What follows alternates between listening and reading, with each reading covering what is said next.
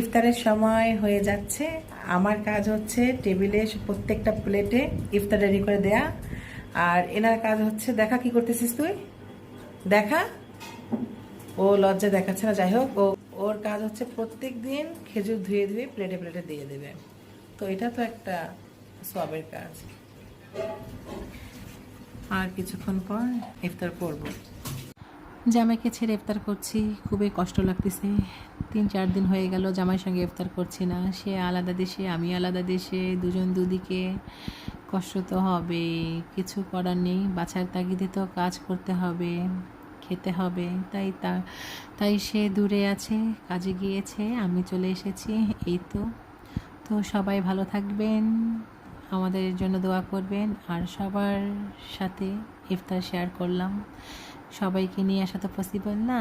যারা আমাকে ভালোবাসে আমাকে শুধু একবার বলবেন, আপু তোমার সঙ্গে ইফতার করব, তোমার কাছে যেতে চাই, কোনো প্রবলেম নেই, তোমরা আসতে পারো, আমার সঙ্গে ইফতার করতে পারো, নো প্রবলেম। তো আজ এই পর্যন্ত। আল্লাহ হাফেজ।